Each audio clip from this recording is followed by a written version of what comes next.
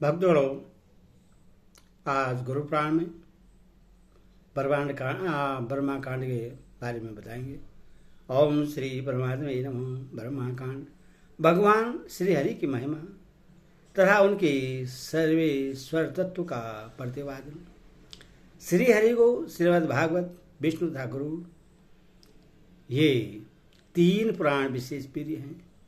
इनका निरूपण तथा गरुड़ पुराण का महात्म्य की कथा कहूँगा। आप इसको ध्यान पर सुने और इस वीडियो को लाइक करें, सब्सक्राइब जरूर करें। विष्णु भगवान आपका कल्याण करेंगे। प्राचीन समय की बात है। जगत के नेत्र स्वरूप उन परम ब्रह्मा श्री हरि का स्तवन करते हुए सभी शास्त्रों के तत्वज्ञ सौनक आदि ब्रह्मवादी ऋषिगण नैमिष नामक महापुण्य क्षेत्र में उत्तम तपस्या में संलग्न थे। वे सभी जितेंद्रिय, भूख प्यास को जीत लेने वाले सत्यपरायण तथा संत थे। वे विशिष्ट भक्ति के साथ समस्त संसार को ज्ञान प्रदान करने वाले भगवान विष्णु की निरंतर पूजा करते थे। वहाँ कोई यज्ञों के द्वारा यज्ञपति की, कोई ज्ञान के द्वारा ज्ञानात्मक परम ब्रह्मा की, और कुछ ऋषिगण परम भक्ति के द्वारा नारायण की पूजा में लगे रहते थे। एक बार की बात है, धर्म, अर्थ, काम तथा मोक्ष, इन चार पुरुषार्थों की प्राप्ति का उपाय जानने की इच्छा से वे महात्मा गण एक स्थान पर एकत्रित हुए। उर्वरेता वे मुनिगण संख्या में 26,000 थे एवं उनके शिष्य पर शिष्यों की संख्या तो बहुत अधिक थी।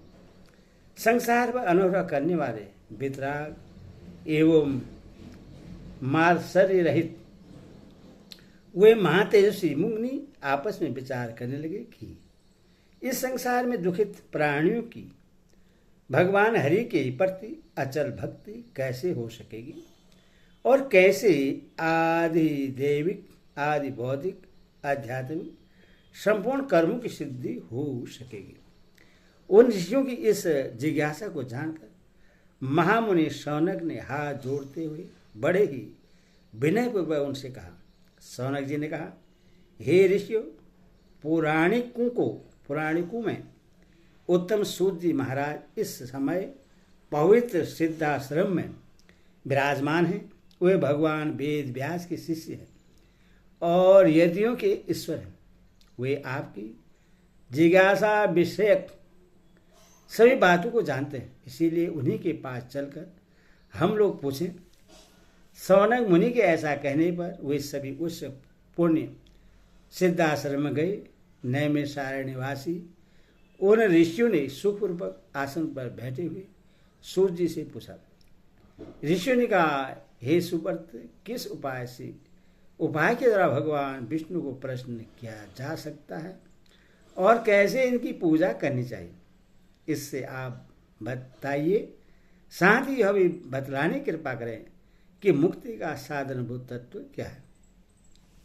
इस बार सूत जी महाराज ने कहा, हे ऋषिगणों, भगवान विष्णु, देवी लक्ष्मी, वायु, सरस्वती, शेषनाग, गुरुश्रेष्ठ, केशवदेवायन, व्यास जी को नमस्कार कर मैं अपनी बुद्धि के अनुसार वर्णन करता हूँ। आप लोग उन श्रेष्ठ तत्व स्वरूप भगवान हरि के विषय में सुने। ऋषियों, नारायण के समान न कोई है ही, न हुआ है ही, और न भविष्य में ही कोई होगा। यह सत्य वाक्य के द्वारा आप सभी के प्रयोजन को सिद्ध कर रहा है। सनक जी ने पूछा, हे मुनिश्रेष्ठ, सर्वप्रथम भगवान विष्णु को क्यों नमस्कार करना चाहिए? हे विद्वान, हे सुव्रत, यह आप बतलाएं, कृपा करें। सूर्य जी बोले, हे सौनक, सभी वेदों के द्वारा एकमात्र वेद जानने योग्य वे हरि ही हैं। वेदादि शास्त्रों तथा इतिहास एवं पुराणों में उन्हीं की महिमा गाई गई है, इसीलिए वे विष्णु सर्वप्रथम वंदनीय हैं। वे विष्णु ही सब में ज्ञान रूप से प्रकाशित हैं, इसीलिए हरि प्रणाम के योग्य हैं। वे सभी में प्रधान हैं और सबसे बढ़कर हैं, इसीलिए वही हरि सर्वप्रथम नमस्कार करने योग्य है।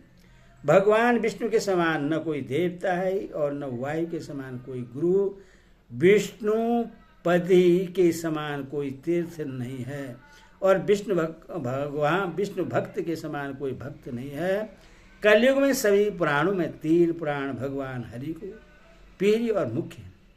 इनमें भी कलिकाल में मनुष्यों का कल्याण करने वाला श्रीमद् भागवत महापुराण मुख्य पुराण है।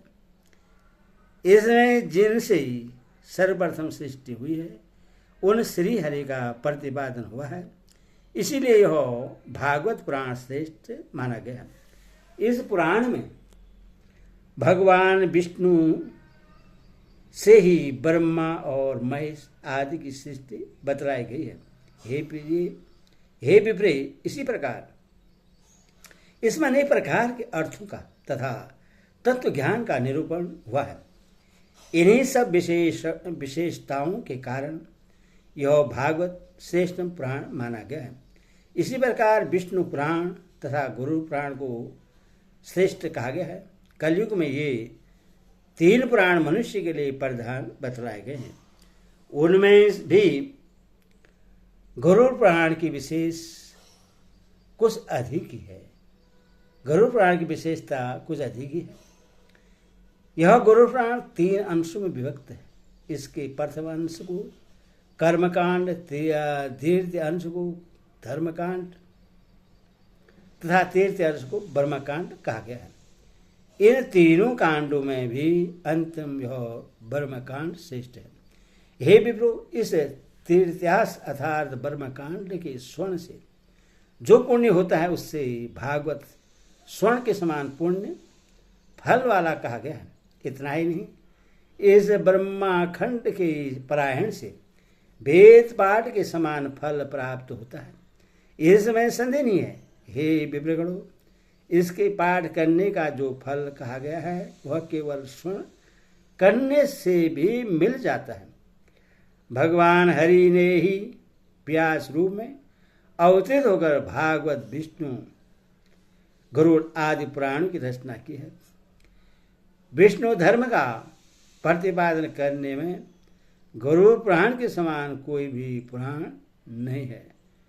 जैसे देवों में जनार्दन देव हैं, आयुधों में सुदर्शन श्रेष्ठ है, यज्ञों में अश्वमेध यज्ञ की श्रेष्ठ है, नदियों में गंगा श्रेष्ठ है, जलजों में कमल श्रेष्ठ है, वैसे ही पुराणों में यह गरुड़ पुराण हरि के तत्व निरूपण में कुछ त्रिगुण मुख्य कहा गया है। गरुड़ पुराण में हरि ही प्रतिपाद है, इसीलिए हरि ही नमस्कार करने योग्य है और हरि ही शरणीय है तथा वे हरि ही सब प्रकार से सेवा करने योग्य है। ओम विष्णु नमः, विष्णु नमः, विष्णु नमः।